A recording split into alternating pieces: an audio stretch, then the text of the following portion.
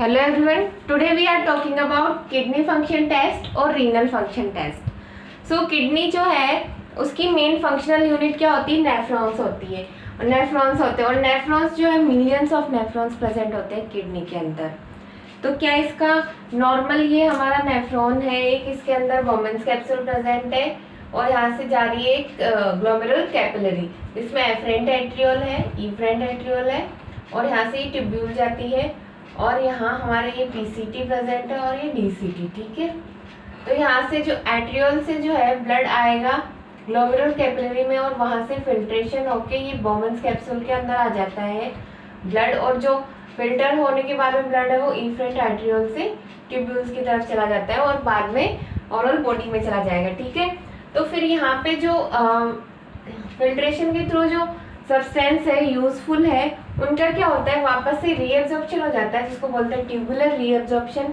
और जो useful substance है जो कि फिल्ट्रेशन मतलब जो हार्मफुल सब्सटेंस है या टॉक्सिक सब्सटेंस है जो कि फिल्ट्रेशन के बाद में भी वो वहाँ पे ट्यूब्यूल्स में चले जाते हैं, तो वो वापस से सिक्रीट हो जाते हैं इन द पीसीटी जिनको बोलते हैं ट्यूबुलर सिक्रीशन. ठीक है, तो इससे क्या होता है, जो यूजफुल और हार्मफुल सब्सटेंस है उनका एक्सचेंज होता है और बाद में जो हमारा फिल्ट्रेशन के बाद में जो आउटपुट निकलता है और जो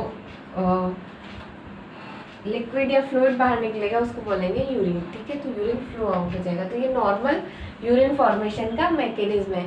तो इसमें फर्स्ट आता है glomerular filtration, tubular reabsorption and tubular secretion. ये तीन इसके स्टेप्स होते हैं यूरिन फॉर्मेशन के. और किडनी जो है वो क्या कर रही है, वेस्ट प्रोडक्ट के एक्सक्रीशन में हेल्प कर रही है और पीएच मेंटेन करके रखती है और क्या करती है, ये एरिथ्रोसाइट प्रोडक्शन करती है, एरिथ्रोपोइटीन का प्रोडक्शन करती है जिससे आरबीसी फॉर्मेशन होता है.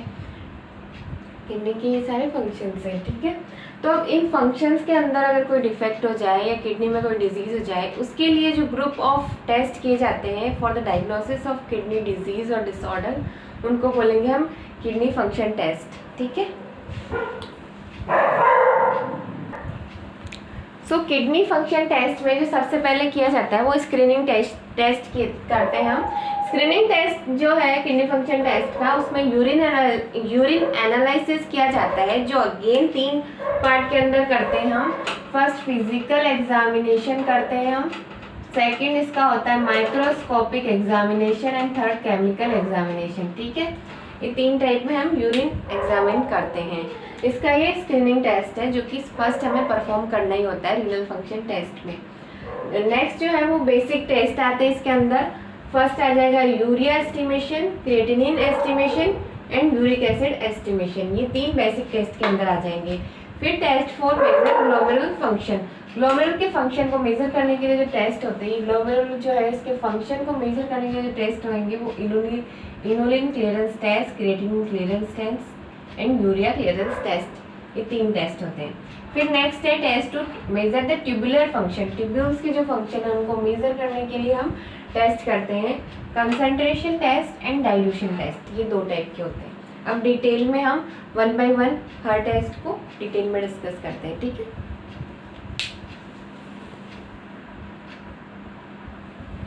Now we first see the urine examination. Urine examination में हम देखेंगे पहले फिजिकल एग्जामिनेशन. फिजिकल एग्जामिनेशन जो यूरिन का सैंपल कलेक्ट करेंगे उसकी क्या फिजिकल एग्जामिनेशन देखेंगे. सबसे पहले हम उसका कलर देखेंगे. नॉर्मली जो है यूरिन येलोइश कलर में होता है. अगर वो डीप येलोइश कलर है इसका मतलब उसके अंदर बिलिरुबिन का अमाउंट प्रेजेंट है और वो जॉइंटिस ऑब्स्ट्रक्टिव जॉइंटिस की कंडीशन में देखने को मिलेगा. अब वॉल्यूम देखेंगे. नेक्स्ट वॉल्यूम कितनी होती है, normally 1.5 to 2.5 litre per day जो है यूरिन एक्सक्रीट आउट होता है और उसकी वॉल्यूम जो है अलग अलग कंडीशन में अलग अलग होती है. ओलिगोयूरिया की कंडीशन क्या होती है, जब यूरिन आउटपुट जो है less than 400 mg per day हो जाता है तो उसको ओलिगोयूरिया बोलते हैं. ये किस कंडीशन में होता है, डिहाइड्रेशन की कंडीशन के अंदर हमें ये देखने को मिलता है. एन्यूरिया की कंडीशन कब होती है, less than 100 ml per day अगर यूरिन आउटपुट हो जाता है तो एन्यूरिया देखने को मिलता है. ये शॉक की कंडीशन में जब स्टॉपेज और shutdown of the renal function हो जाता है. पॉलीयूरिया की कंडीशन में 3 लीटर पर डे जो यूरिन है एक्सक्रीट आउट होता है. पॉलीयूरिया ये जो है किडनी डिजीज और क्रॉनिक किडनी डिजीज के अंदर देखने को मिलेगा। अपीयरेंस कैसी होती है यूरिन की? क्लियर होता है, यूरिन जो है क्लियर होता है नॉर्मली। स्पेसिफिक ग्रेविटी की अगर हम देखें तो नॉर्मल रेंज होती है 1.01 to 1.015। पीएच होती है 5 to 7.5। ठीक है। नेक्स्ट है माइक्रोस्कोपिक एग्जामिनेशन। इसके अंदर जो है आरबीसी देखेंगे सबसे पहले। आरबीसी का नॉर्मली जो यूरिन के अंदर आरबीसी जो है बिल्कुल भी प्रेजेंट नहीं होती है। ये किस कंडीशन में प्रेजेंट हो सकती है? ग्लोमेरुलोनेफ्राइटिस की कंडीशन के अंदर यूरिन के अंदर आरबीसी देखने को मिल सकती है। डब्ल्यूबीसी जो है नॉर्मल कंडीशन में प्रेजेंट होती है, बट कुछ अमाउंट ही उसका रहता है, बट हाई अमाउंट में अगर प्रेजेंट हो तो वो अक्यूट ग्लोमेरुलोनेफ्राइटिस की कंडीशन में देखने को मिलेगी। एपिथेलियल सेल्स जो है वो भी फ्यू अमाउंट के अंदर हमें देखने को मिल जाएगी यूरिन में, बट उसका अगर अमाउंट या उसका एक्सेसिव इंक्रीज हो जाता है एपिथेलियल सेल्स का इन द यूरिन, ये किस कंडीशन में होता है? नेफ्रोटिक सिंड्रोम या ट्यूबुलर नेक्रोसिस की कंडीशन में हमें high level of epithelial cells urine के अंदर देखने को मिलेगी। नेक्स्ट है केमिकल एनालिसिस। केमिकल एनालिसिस के अंदर फर्स्ट हम देखेंगे ग्लूकोज। ग्लूकोज का जो लेवल है वो अगर नॉर्मली ग्लूकोज नहीं प्रेजेंट होता है यूरिन के अंदर, ये किस कंडीशन में होगा? अगर ब्लड ग्लूकोज लेवल हाई हो गया तो वो यूरिन के थ्रू एक्सक्रीट आउट हो जाता है। ये फर्स्ट इंडिकेशन है फॉर डायबिटीज मेलाइटिस। अगर यूरिन का presence in the blood urine presence of glucose in urine is known as glycosuria. Glycosuria की कंडीशन इसको बोलेंगे। नेक्स्ट है प्रोटीन। प्रोटीन का अगर एक्सेसिव अमाउंट हमें देखने को मिलेगा यूरिन के अंदर तो उसको बोलेंगे प्रोटीन यूरिया।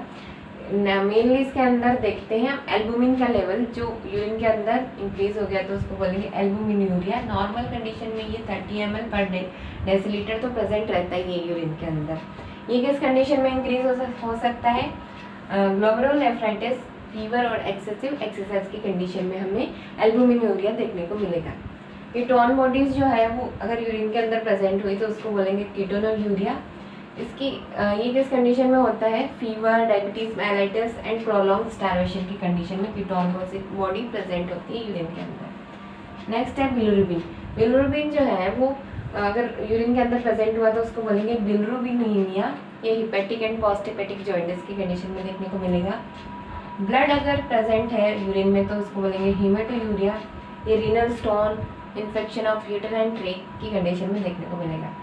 अगर हीमोग्लोबिन यूरिन के अंदर प्रेजेंट है तो उसको बोलेंगे haemoglobin urea. Excessive haemoglobin present है तो ये किस कंडीशन में होगा?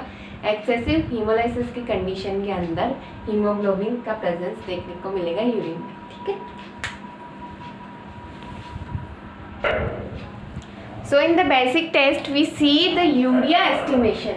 यूरिया जो है वो प्रोटीन जो है हमारी बॉडी के अंदर वो किस में कन्वर्ट हो जाएंगे? अमीनो एसिड में, और फिर वो बनाते हैं अमोनिया, और लास्ट में फिर यूरिया साइकिल से यूरिया बन जाता है और वो एक्सक्रीट आउट हो जाता है फ्रॉम द यूरिन। ठीक है।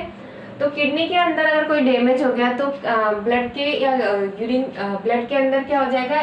यूरिया का लेवल इंक्रीज हो जाएगा जिसको बोलेंगे यूरीमिया। इस कंडीशन को क्या बोलते हैं? यूरीमिया। इसमें क्या होता है? दो मेथड्स होते हैं for the estimation of urea, glutamate dehydrogenase method and Berthelot's method. ये दो मेथड्स यूज करते हैं हम यूरिया एस्टिमेशन के लिए। अब क्या क्या कॉजेज है जिसकी वजह से increase of the urea level हो जाएगा? फर्स्ट तो है pre renal cause. Pre renal cause मतलब किडनी से पहले यहाँ पे कोई डैमेज या कुछ डिसफंक्शन हुआ है तो ये किसमें होता है? शॉक में, डिहाइड्रेशन की कंडीशन में, diarrhoea, vomiting and low BP की कंडीशन में ये यूरिया का लेवल इंक्रीज हो जाता है। रीनल कोज अगर हम देखें तो acute renal failure, chronic renal failure and renal carcinoma की कंडीशन के अंदर यूरिया का लेवल इंक्रीज होता है in the urine. Post renal causes हम देखें तो obstruction of urinary tract, tumour या स्टोन हो गया अगर तो उस कंडीशन में हमें यूरिया का लेवल बढ़ा हुआ मिलता है। अब कौन कौन से कॉजेज हैं जिसकी वजह से यूरिया का लेवल डिक्रीज हो जाता है?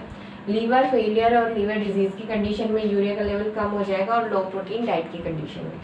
अब एक टर्म होती है बन मीन्स ब्लड यूरिया नाइट्रोजन। ठीक है। The amount of nitrogen present in the urea उसको हम बोलेंगे बन। तो 1 ml पर डेसीलीटर ऑफ यूरिया के अंदर कितना? 2.15 ग्राम अप टू 15 mg पर डेसीलीटर ऑफ 1 प्रेजेंट होता है, ठीक है। एक टर्म है, ये आपको याद रखनी है।